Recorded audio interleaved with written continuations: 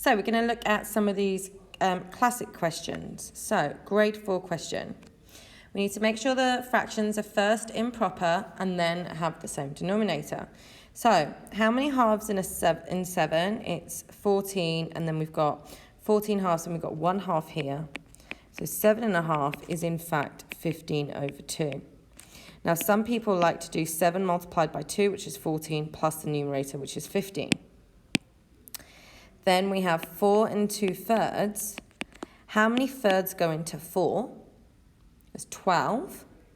And then plus 2 is 14. The other way is 4 times 3 is 12, plus 2, 14 thirds. So now instead of writing 7½ I'm going to write 15 over 2 minus 14 over 3. But if I have a look, they don't have the same denominator, and I can only add or subtract if they have the same denominator. So, what is the lowest common multiple of 2 and 3? It is in fact 6. So I'm going to multiply each fraction by the same quantity on the top and the bottom. From 2 to 6, I've had to multiply by 3, so I need to multiply the numerator by 3. 15 times 3 is 45. For 14 over 3, I've had to multiply the denominator by 2, so I need to multiply the numerator by 2. 14 times 2 is 28. Okay, now these questions are show that question, so we have to show all of our work in. Now I can do 45 minus 28 all over 6, because they're over the same denominator, which is 17 over 6. Now, how many 6's go into 17? 2, remainder 5. And then we've shown that it equals 2 and 5 over 6. So, the next grade 4 question. Each time Astrid plays a game of chess against her computer, she will win or draw or lose. For each game of chess, the probability that she will win is 0.3. The probability that she will lose is 3 times the probability that she will draw. Okay, and she can either win, draw, or lose. On Tuesday, Astrid plays a game of chess against her computer. Work out the probability she will lose. Okay, so she can only win. She can only draw. So, win, draw, or lose. The probability that she wins is 0.3, but we know that probabilities, if there's only 3 options, they have to add up to a total of 1. The probability that she loses is 3 times the probability that she draws, but we don't know what drawing or losing is. So if we don't know what 1 is, it's an unknown quantity, we can write x. So the probability that she loses is 3 times the probability that she draws. So 3 lots of x, and that equals 1. So if I add them all together, I get 0.3 plus 4x equals 1. I'm going to minus 0.3 from both sides. 4x equals 0.7. And then to find out what x equals, I need to divide 0.7 by 4, because I'm dividing both sides by 4. Now, 0.7 divided by 4 is 0.175. And then, so we figured out what x is. But the question says, work out the probability that she will lose. Probability that she will lose is 3 lots of x. So, now, losing is 3 lots of x, which means 3 times 0.175, okay, which we know is 0.3545, 0.525, I think. Again, though, you are allowed to use a calculator, so please do. Okay, moving on. Here we have a grade 5 question. Jothai bought a car. Later, Jothai sold the car for 2,125. He made a loss of 15%. Work out the original price of the car. So if he made a loss of 15%, percentage is always out of 100. If he's lost 15%, what do we have left? 85%. and he sold the car for 2,125. So that means that 85% equals 2,125. Now, there's a few different ways to write, to do this. This way I think is quite a nice visual, because from here, if we want to work out the original price, we can divide by 85 to find 1%, and then multiply by 100 to get 100% to find the original quantity. So I'm going to do 2,125 divided by 85 to find 1%, which is 25. Okay, and again, we have an equal sign, so whatever we do to one side of the equation, we have to do to the other side, because they should be completely identical. And then we're going to multiply that by 100, which is 2,500. The other way I sometimes look at it, which helps when we look at compound interest, is if he wants 85% of the number, he knows that the original price multiplied by 0.85, because we have 85% of the number, equals 2,125. So to find the original price, you need to do 2,125 divided by 0.85, which is essentially what we've done here, but we've just done it in a slightly different way, which is more visual. And then you'll get the answer, 2,500. Now, it's really important that whenever we write the final price, we write the units, which is in pounds. It's 2,500 pounds. Here we have another typical grade 5 question, okay? We have an isosceles triangle, ABC, and it tells you that AB equals AC. And we can also see by these marks here, which are on the line, this means that these two are the same length. Now, if they're the same length, we know that the base angles are then equal to each other. So angle B equals angle C, because it is an isosceles triangle. So that means these two algebraic expressions equal to each other. So 3x plus 32 equals 87 minus 2x. Now, there is more than one way to solve this, and it doesn't matter where you start, but it does matter that, we have to remember this equal sign means that this is the same as this. So just as we know, 5 is the same as 2 plus 3. If I took away 3 from this side, to make this equal sign the same, I'd have to take away 3 from this side. So then I'm going to get 2 equals 2, okay? That's what an equal sign means, the same as. So what we're going to do, now again, it doesn't matter which way you do this. You could start with minus in 32, minus in 3x, minus 87, add in 2x. I really don't mind. But what we want to try and do is get x's on one side of the equation, numbers on the other. So I'm going to start off, this minus 2x, I'm going to add 2x to get rid of it. Because minus 2x plus 2x is going to give me 0. These two are going to cancel. And whatever I do to one side of the equation, I have to do to the other. So if I think about it now, on this side here, I've got 3x plus 2x, which is 5x plus 32. So I now have 5x plus 32 on the left-hand side equals, and then if I've got 87 minus 2x plus 2x, well, these two are going to make 0, so I'm just left with 87. And now what I'm going to do is I'm going to minus 32 from both sides. So again, you're going to see we're going to have 5x plus 32 minus 32. We're just going to be left with 5x. And then 87 minus 32 is going to equal 55. Now what I need to do is find x. If I've got 5 lots of a number is 55, well, to find out what one lot of that number is, I'm going to divide both sides by 5. 5x divided by 5 leaves me just with x, and 55 divided by 5 leaves me with 11. So my answer is x equals 11.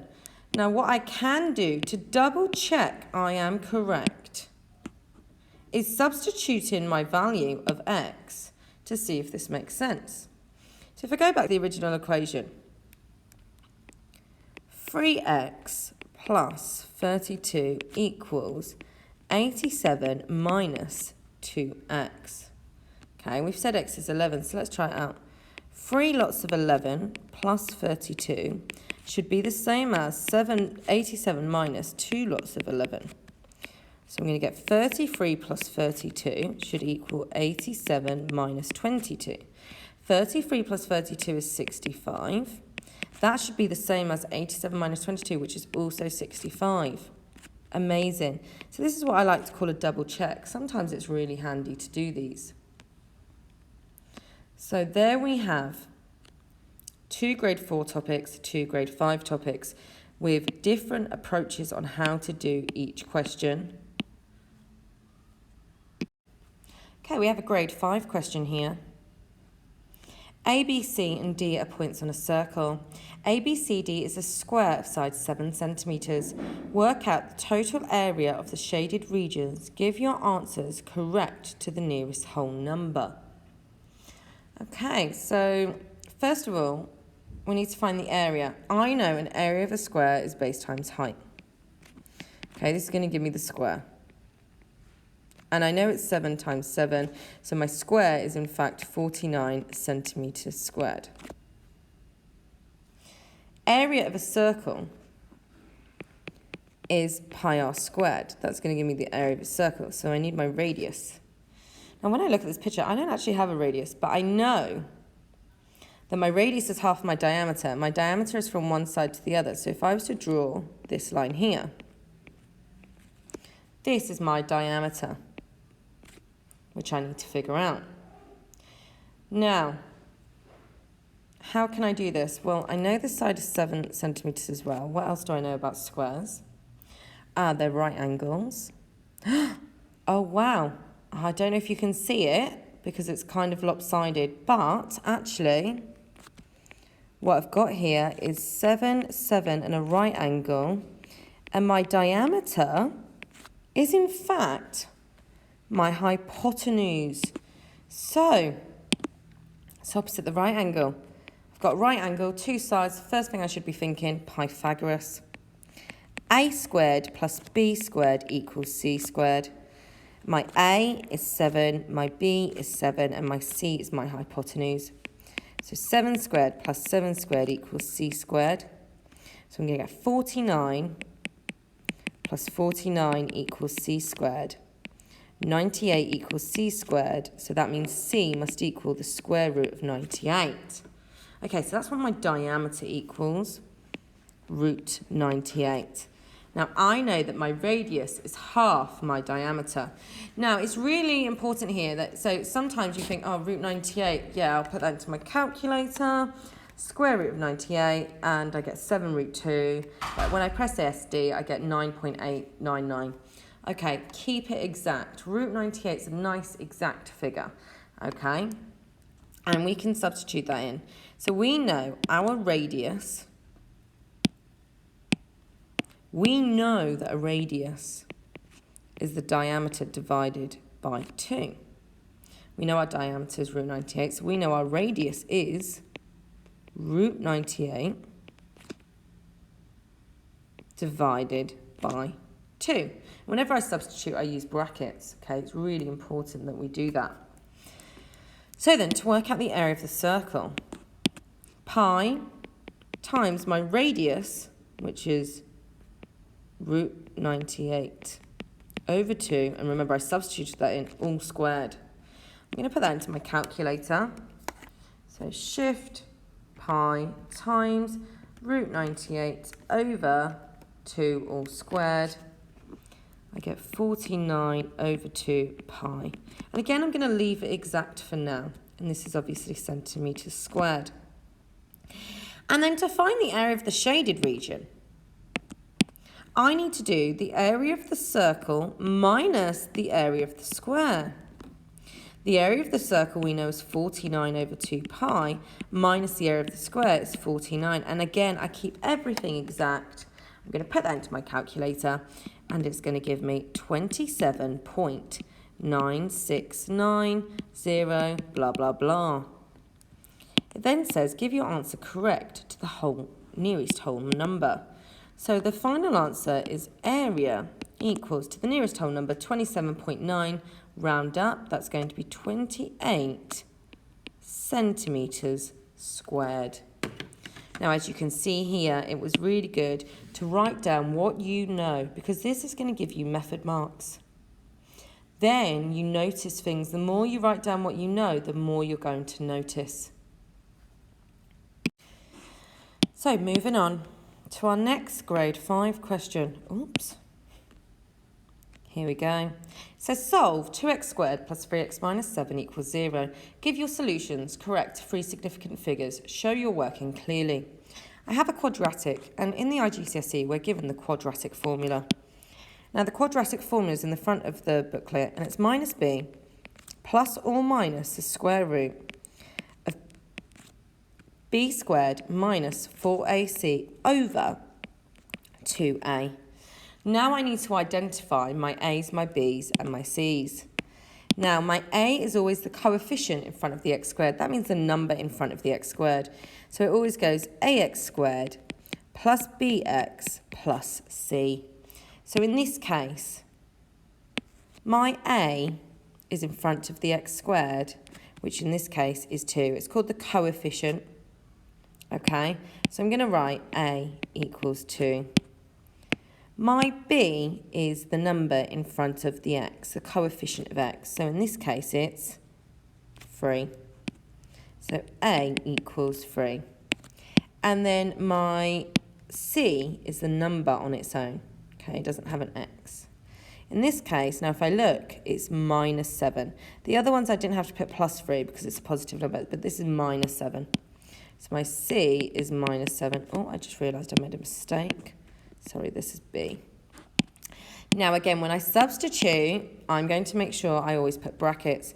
So minus b, which is 3, so bracket 3, plus or minus the square root of b squared, so bracket squared, minus 4, bracket a, which is 2, bracket c, which we know is minus 7, all over 2 lots of a, bracket 2. This is how I'm going to put it into my calculator. But when I'm going to put it into my calculator, these signs here, you don't have plus or minus. You're going to put one in that says plus, and then you're going to write it again or edit it, and you're going to have one that says minus, okay? Because that plus or minus means we're going to have 2 solutions. The reason why we have 2 solutions, I'll come to in a second, okay? We're going to put that into our calculator, and we're going to get 2 values. So in your calculator, make sure that you input everything, okay? And you're very careful, and it looks exactly how it should. Okay, some of you might have one of those calculators where you can put in the numbers for A, B, and C. So I'm going to get minus 3 plus root 65 over 4.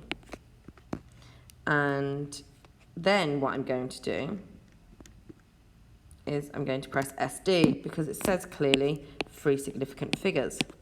So that equals 1.26556 ... 3 significant figures.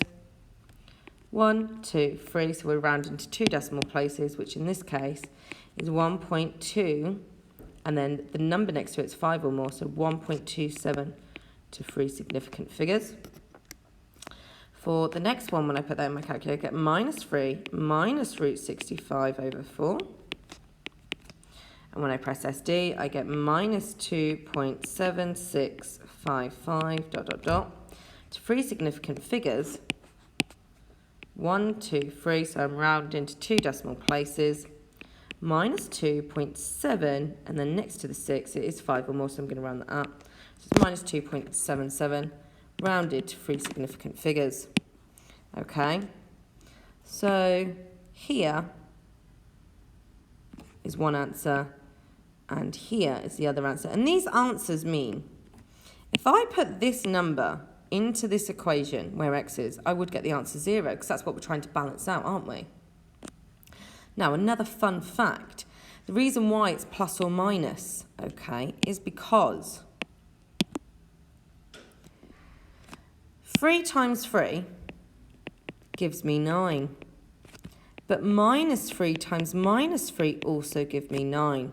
So when we square root the number 9, we can have two solutions. It's either plus 3 or minus 3. Now, you might be asking, from the previous question, well, why didn't we put minus root 98 here? It's because we have a length. We can't have a negative length. It's physically impossible. Okay, you either have a length or it's 0. Okay, so that's why. But again, you could put this into your calculator using the function and you know what your A, B and C is. But in the exam, to show you're working, you have to show that you've used the quadratic formula and rounding in all the steps. Right, last question is a grade 6 one. Hello. Yeah, hello. I thought my mic was muted. Oh no. So, Maria has 2 bags. In bag A, there are 5 white counters and 2 red. So we know the other missing one is red. And if there's 5 out of 7, probability is 2 out of 7. In bag B, there are 3 white counters and 2 red counters. So we also know we have white and red. White counters are 3 and red counters are 2. So that means the total is out of 5. And what we notice when we draw these probability tree diagrams is that the probability should still add up to 1. It then says Maria's going to take a random counter from bag A and a random counter from bag B. Calculate the probability that both counters will be white. Well, white is 5 over 7 and white is 3 over 5. So the probability is going to be 5 over 7 multiplied by 3 over 5, which is 15 over 35. We can simplify that down to 3 over 7 if needed. And just a little bit of a fun fact for you. If we had 5 over 7 multiplied by 3 over 5, we could write that as 5 times 3 over 7 times 5. The numerator and denominator both have a factor of 5, so I can cancel them out to give me 3 over 7.